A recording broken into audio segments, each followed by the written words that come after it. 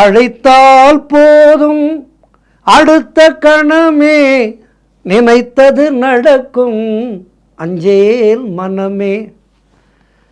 இறைவன் நாம் அழைத்த குரலுக்கு ஓடி வருவார். அதனால்தான் கண்ணதாசன் பாடினார், அழைத்தவர் குரலுக்கு வருவேன் என்றான் கீதையிலே கண்ணன். கூப்பிடு, காத்துட்டு இருக்க வரத்துக்கு என்று சொல்கின்றான். நம்முடைய மாயையானது அவற்றை மறைத்திருக்கின்றது.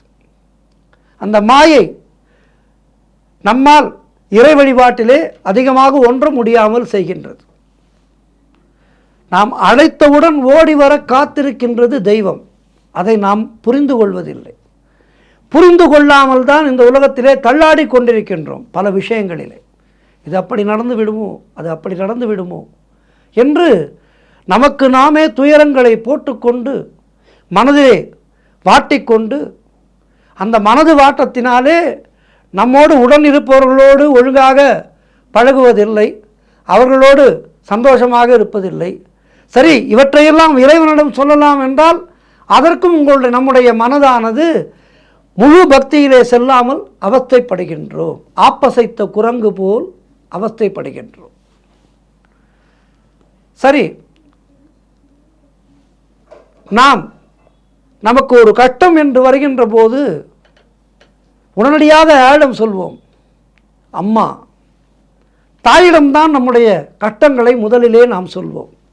காரணம், தாய் தான் நாம் தவறே செய்திருந்தாலும் அந்த தவறை மன்னித்து நமக்கு அந்த பிரச்சனையிலிருந்து வெளிவருவதற்கான உபாயத்தை சொல்வாள். உலகுக்கெல்லாம் தாய் அன்னை பராசக்தி. அந்த தாயிடம் நாம் கேட்கின்ற விதத்திலே கேட்டால் நமக்கு எல்லாவற்றையும் அள்ளி கொடுப்பாள் அவள்.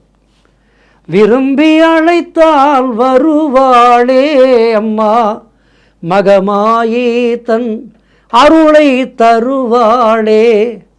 விரும்பி அழைத்தால் வருவாளே அம்மா, மகமாயி தன் அருளை தருவாளே. மனது ஒன்றி அம்பாளிடம் பக்தி செய்ய வேண்டும். ஆகவே அம்பாளிடம் நம்முடைய குறைகளை சொல்ல வேண்டும்.